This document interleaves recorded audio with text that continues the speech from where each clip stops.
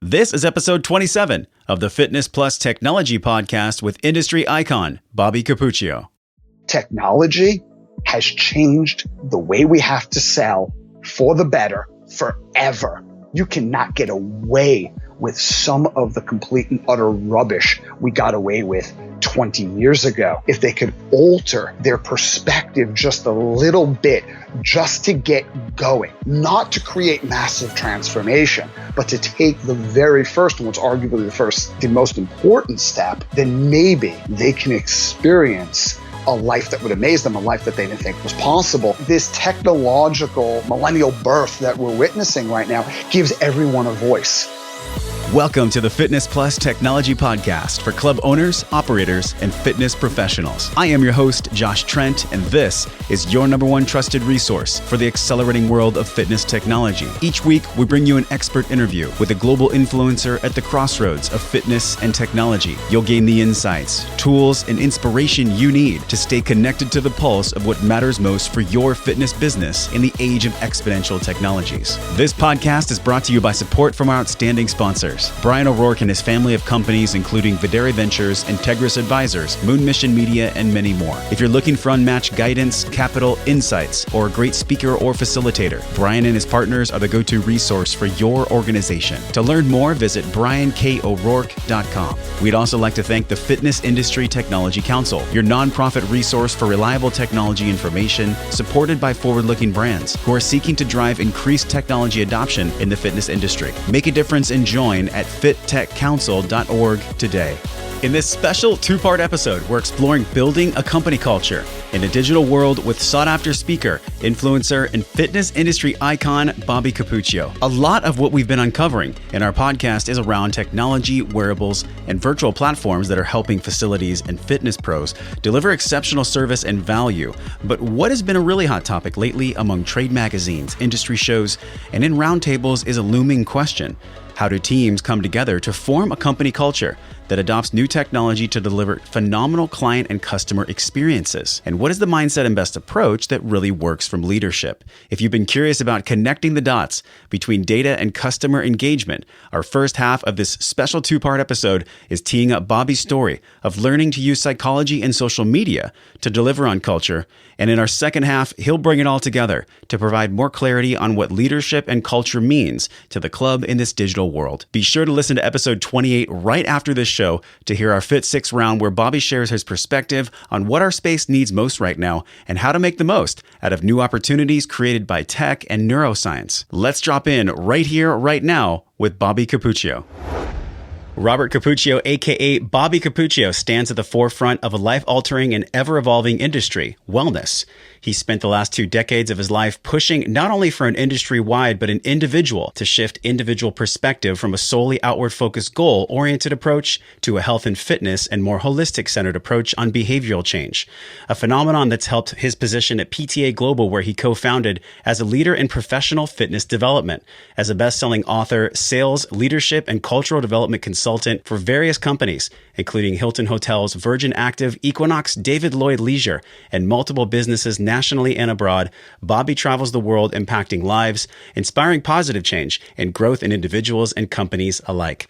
Bobby, welcome to the show. Hey, Josh. Thanks for having me. We're talking about something that I think is so on the top of minds for most club owners right now. It's how to create this company culture in this fast-paced digital world. Bobby, you have an eclectic background. I have been in this space for 10 plus years. I remember I was at a Perform Better conference. I saw you and you were speaking about something you had overcome, and it kind of foreshadowed everything you had been through up to that point, where you came through a little moment in your life where you had to overcome a stuttering position and your verbal fluency wasn't as spectacular as it is now. Can you walk us through just a brief snapshot, Bobby, of your road to being a coach and being such a thought leader in our space? Well, I think the truth is I wasn't really good at anything else, so I didn't have a choice. But to go back a little bit before that, it wasn't just a stuttering problem. It was actually Tourette's. I had a problem not only over my verbal command, I think it was over my physical. We called it tics. And before I went into quote unquote remission, sort of, it was quite a challenge. And I think one of the challenges that occurred in my life early on, there were quite a few, luckily, and I select that word very, very carefully. But one of the challenges I went through, aside from Tourette's, was I was born physically deformed. I had a very severe facial deformity. It's not something you could really hide from. And my lower extremities were deformed as well. And I was growing up in Coney Island. That was an interesting place to grow up in Brooklyn back when I grew up in Coney Island. And I was this little kid with Tourette's and a deformed face. And that's going to give you a unique perspective on life, as well as some unique experiences. Unique now. That wasn't the word I would choose back when I was growing up. Sure. But when I got into the fitness industry, or how I got into the fitness industry, was quite accidental. I wanted to do something, anything, where I could work on myself, kind of like escape from the rest of the world, to be fair, but not be conspicuous. I didn't want to sign up for a sports team because, Tourette's and arrested mental development. So it's called, I think. One of the many diagnoses I probably would have been given had they been invented at the time. I wasn't really good at sport in the beginning, and I was very uncoordinated, and just the sight of me brought a lot of attention to me in a very, very bad way. So I wanted to be inconspicuous. I started working out, not because I wanted to get noticed, but I didn't want to get noticed. But something magical happened when I started training. I invested a lot of time and energy, or hid rather, in books. And as I started to study, I started to apply it. Because the reason why I was studying is because I didn't know what I was doing in the gym. And the more I studied and the more I applied, not only the better results I got, but the more people started asking me questions about what I was doing. And I was able, for the very first time in my life, to be useful. I mean, you grow up and, you grow up in a very abusive household. You grow up in a poor neighborhood. You're physically deformed. You have Tourette's. One of the belief systems that does not occur to you is, hey, I'm very useful. How can I contribute? And for the very first time, I was useful. And I didn't know what that meant, but I knew how it felt. Fast forward, the natural progression of that was I not only wanted to be useful, but I wanted to help people who I can empathize with. And at that time, I thought people who were severely overweight. Now, I've never been overweight in my life, and I wasn't overweight as a kid. But what I did know is what it's like to walk into a room and feel humiliated and wish you could be anywhere where there weren't people around, but at the same time, you desperately wanted to be around people. Yeah. So you wanted to isolate yourself and you wanted to immerse yourself at the very same time. You wanted to be a loner, and at the same time, you were lonely. And I understood that. And I wanted to take this information that I was learning, and if other people randomly could ask me questions and the answers to these questions would yield value to them, maybe I could help people who might have been struggling through what I was struggling through as a child in a way that wasn't so invasive. I mean, if you looked at me today, thankfully, you wouldn't look at me and go, well, hey, he's physically deformed. I mean, you might not look at me and say, wow, he's really pretty. But I had 4 major reconstructive surgeries, which were excruciatingly painful. It's nearly a hammer and a chisel and a blowtorch they use to fix it, or felt like that anyway, for months after.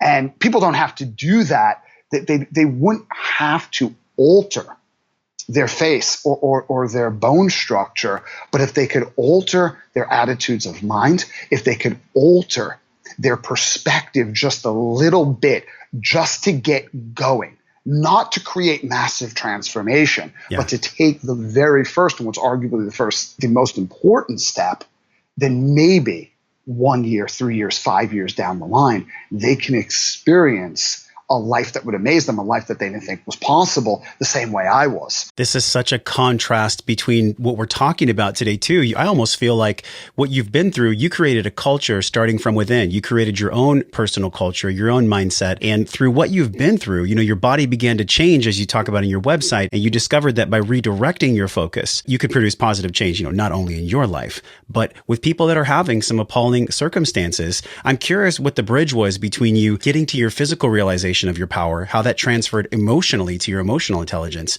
and then how that led to you becoming such a profound speaker and presenter. Well, that's interesting. I was working in fitness in New York City, and I got fired from my very first fitness job because I was trying to juggle that with college. And the last professor had a habit of keeping us late after class. It's like you couldn't leave if you wanted to pass. So I'd have to run and get on the bus and go from Brooklyn all the way into the city. And every once in a while, I would show up late, and that didn't work out very well. So my first job, I lost it. And my second job, I started working in Brooklyn for a very small chain of Gold's Gym franchises. And the owner, I'm going to skip over a lot of information. Me and the owner forged a very tight relationship. He became one of the most pivotal people in my entire life. And he had this really nasty habit of firing me every time I got comfortable in a position. because his philosophy was up or out, right? Yeah. And my philosophy was I didn't think I was capable of much. So, wow, I just got good at this thing. Yes, I love my job. Great. Well, you're fired. And then he would say things to me like, well, I heard you're out of a job suddenly. If you're free tomorrow, we're interviewing for this position. Bastard. So one of the things that he believed in quite strongly was the power of public speaking. He believed that you can inspire the masses and create an exponential result by speaking to a room of people, not just people one-on-one. So that was his form of coaching.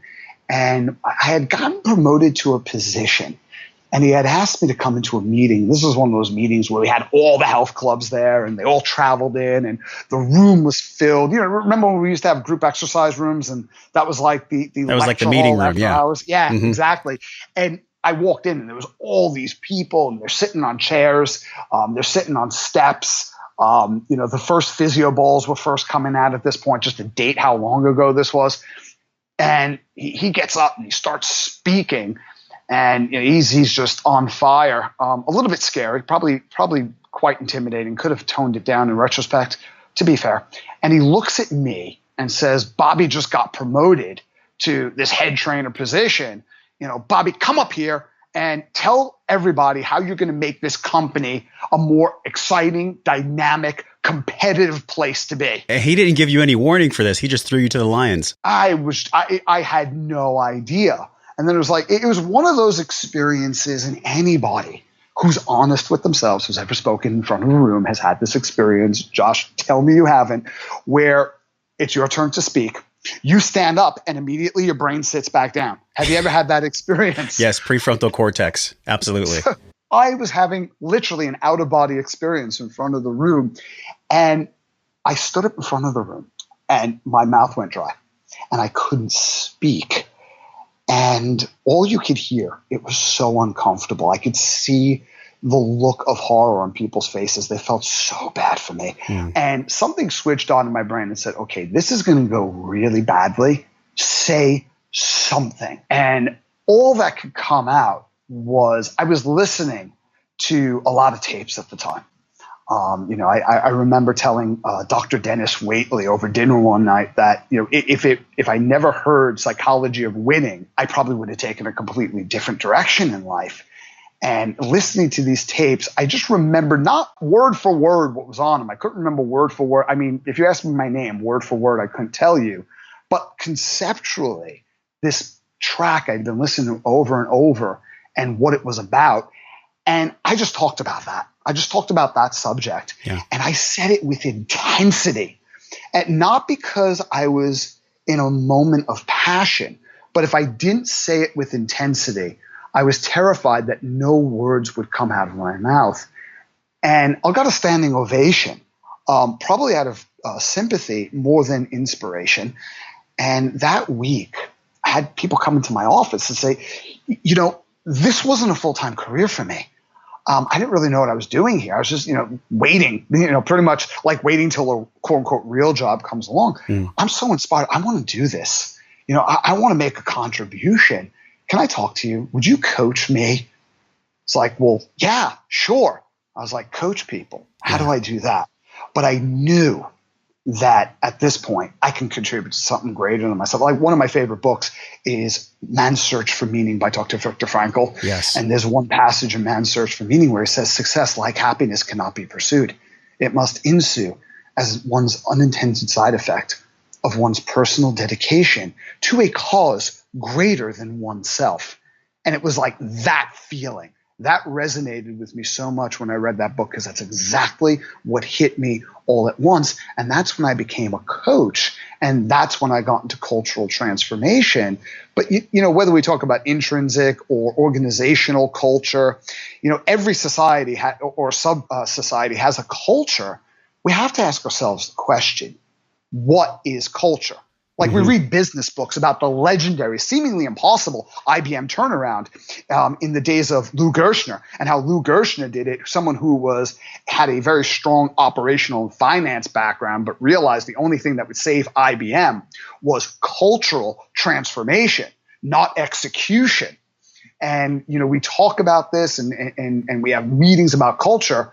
It's so often discussed, but so seldom defined. So what is culture? And my simple definition for culture is anytime a group of people share a set of beliefs and rules that create ensuing behavior patterns. That's culture.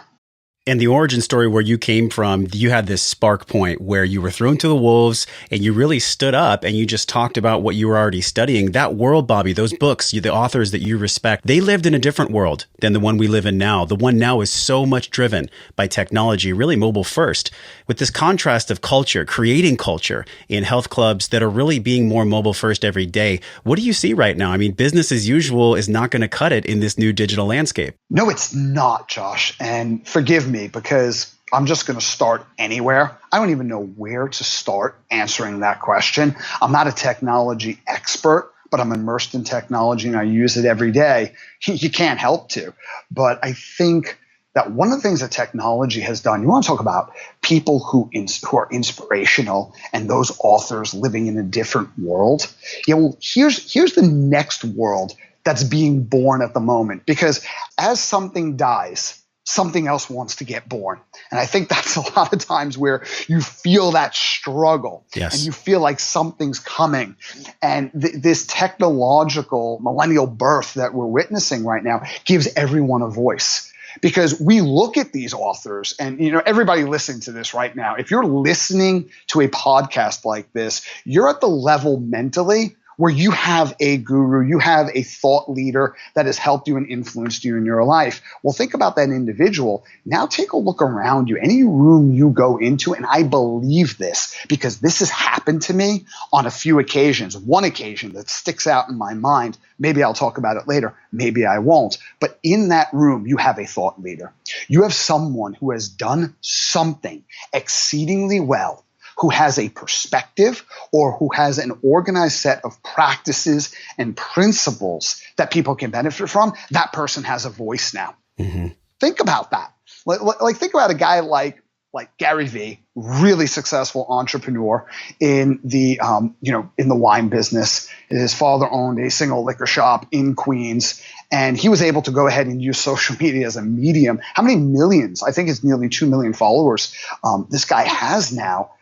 And everybody who's been able to do something remarkable or even useful, who is able to communicate through any medium, whether, for some people it's podcasts, some people it's videos, some people it's live. That's when they come to life in a live environment. For some people it's a written word. Yes. You have a platform. And with that platform, you not only have an opportunity, but you have a responsibility. Now, what I'm not talking about is people teaching things that they have never done. I'm not talking about putting together a sales course when you yourself don't understand the reality and the rigor of what goes into sales. But let's say you are the number one producer in your region, or in a single health club, you now have a platform to share with people what you've already done from personal experience in your own authentic voice. That's one benefit from technology. Do you think that the secondary benefit, and really it's not tertiary, I mean, it's complementary. Everyone's able to speak their voice 24/7 from the palm of their hand. Going back to your Group S experience, that's where you were thrown to the wolves. Every moment, someone is able to throw themselves to the wolves, to step into their fear, to create a personal culture that they can grow their brand with. How does that relate to the fitness industry now with clubs that have trainers, and then trainers eventually trying to find their voice while working in the club? Maybe the use of technology can help them do that even more and more. I agree with you completely. I'm a big fan of throwing yourself to the wolves. Recently I started dabbling in stand-up comedy, although I sat down through it. So I'm not sure you can technically label that as stand-up. But It is one of the most uncomfortable things you'll ever do, because sometimes you get up and you're on and it's quite accidental. People are laughing, like, wow, didn't expect that. Got to pretend that this happens all the time. Other times you'll throw out material that, you tried it out with your friends. They thought it was great. Mom seemed to laugh. And then you get up on stage and they don't even boo you. It's completely silent. Crickets, so nothing is more uncomfortable than that. And I'm a big fan of getting comfortable with being uncomfortable. The questions you have to ask yourself are, what are your unique areas of specialization? Because you're not going to be a guru in everything, are you? And I don't even like the term guru. Gurus create followers. Leaders create other leaders. But you're not really going to be an authority in multiple subject matters. So what exactly do you do? What's different about you? Because when everybody has a platform, it's either distinction or extinction, isn't it, Josh? And I think the final thing is, what do you want to contribute? What problem do you want to solve? If you can answer those questions, I think people will listen to you. I mean, not everybody's going to listen to you, but that's another thing. Just get started, because I think a lot of times people think, wow, I tried that and, I didn't get any likes. Nobody made any comments. I guess I'm not good at this. I just started realizing how inept I was in social media, because, again, I grew up in a world where, I could say probably I was very lucky. I got promoted enough and enough people referred me. I always had an audience. I always invited to conferences, to consulting projects, to give seminars. That was without social media. Something I don't have the time to go on social media. No, you can't afford not to engage in technology. So now, very inept. Sometimes I'll put stuff up and it'll hit. Other times it won't. Don't take it personal. Don't get emotional. It's not about you. It's about what you want to contribute for other people. And that is such a big point when we look at culture too, because if you're building a culture, the first steps of that can be quite scary. I mean, on the fitness floor or on a club's team. So Mark Smith, you had a conversation with him previously. I think it was a year or two ago, former CEO of 24 Hour Fitness. And he mentioned, if we can change the culture, we can change everything. Looking at that sentence, how does technology uplift that sentence? Well, in retrospect, like a lot of my great ideas are, let's say you're in an organization, right? Like, forget 24 Hour. 24 Hour is a massive organization. But let's go back to an organization I mentioned earlier that had, over 100,000 employees worldwide easily. I'm probably even being conservative, IBM. So how does IBM get an individual like Lou Gerstner? Very similar, I think, in what he was trying to do to what Mark Smith was trying to do. Mark Smith's just a very special person. Probably one of my favorite people in the industry.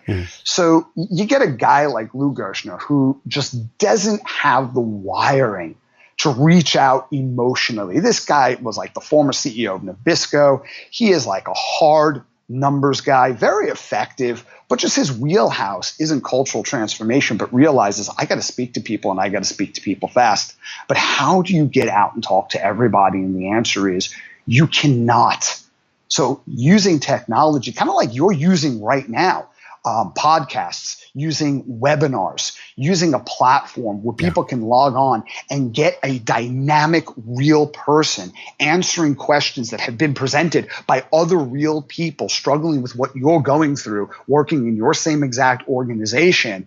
And now you could be everywhere all at once and not affect a room full of 1,000 people, but an organization of 10,000 people. Like in the case of 24 Hour Fitness, 22,000, nearly 23,000 people, or over 100,000 people when you're dealing with a company the magnitude of good old Big Blue. So that's the way I look at it. Do you think there's any practical tips that a club owner or a leadership position on the fitness floor can start instituting to apply some emotional intelligence and some behavior change science with the use of technology? There's been a lot of conversations, Bobby, on the show where club owners are trying to figure out what to do with data. So what do you see from your vantage point? You travel across the world. What are you noticing in clubs around behavior change and the combination of tech? Well, I think my cynical answer is not much. Not much, especially around what we would call mid-tier. I don't see a lot of the business practices changing.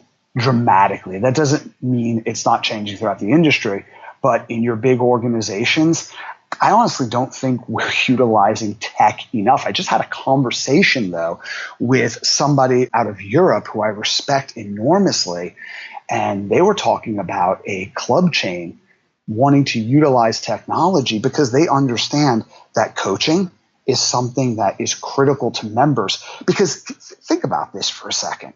Why is it that Scranton University does a study in 2015 that wasn't yesterday, but not a very long time ago, and concludes that 92% of everyone who sets a New Year's resolution related to health and fitness fails? Well, surprise, surprise. Everybody in the fitness industry knows that. But why is that? Do they not have enough knowledge? They just don't know. If they had more information, then they'd make better choices. Well, that's kind of like saying, Josh, if people knew that smoking was bad for your health, they wouldn't do it. Man, somebody should think about getting the word out. We could eradicate this. So it's not knowledge. And, well, maybe they're not on the right diet program. Well, if there was a right diet program, everybody would have been on it.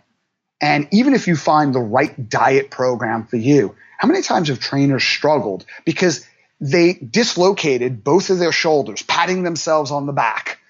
And I don't mean that viciously, because they wrote the perfect program for someone, the perfect exercise program. They made the right dietary recommendations, and they were so disheartened to learn that the other 23 hours somebody was away from them, they undid what the trainer was trying to do the 1 hour a day they had them. Yes. So how is that? What goes on there? And to me, that would suggest that just having the right information or knowing what to do is not the answer. I mean, if I was going to create a ratio, because we love black and white ratios in this industry, 20% is knowing what to do.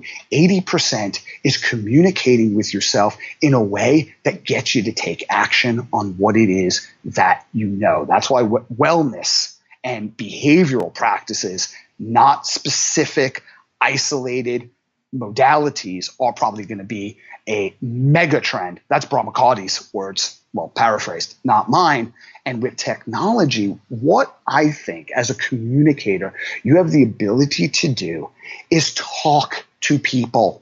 Talk to people in your facilities, not have a conversation when they're about to quit and you do an exit interview trying to figure out what we can do to quote unquote save them, because that conversation is not about them. It's about you. Not have a conversation with them on an orientation or a fitness induction to try to figure out how to motivate them or how to sell them. Well, these are all things that we do in order to. And technology has changed the way we have to sell for the better forever. You cannot get away with some of the complete and utter rubbish we got away with 20 years ago. Support for this podcast is brought to you by our outstanding sponsor, Aftershocks, who has created cutting-edge headphones using bone conduction sound technology perfect for cyclists, fitness professionals, and fitness enthusiasts alike. With an open-ear design focused on safety and comfort, Aftershocks is offering an exclusive bundle with a free gift for the Fitness Plus Technology audience. Pick up your free gift with purchase by heading over to fitc.aftershocks.com today. Be sure to click over to episode 28 for our second half to learn more from Bobby about creating a company culture in a digital world with our show recap and takeaways for club owners, operators, and fitness professionals. Thank you for listening to the Fitness Plus Technology Podcast. Here's a quick message from Brian O'Rourke. Hey, Josh, thanks so much for doing this great podcast. Friends, if you're enjoying this podcast, you're really going to enjoy following at Fit Tech Council. Follow me at Brian K. O'Rourke. And you'd really, really do us a big favor if you could go on iTunes or wherever you're listening to this and give us a 5-star. If you're enjoying it, please give us a 5-star and please share this podcast. Help spread the word about technology and the great opportunities it is creating for our industry space. Thanks so much for listening.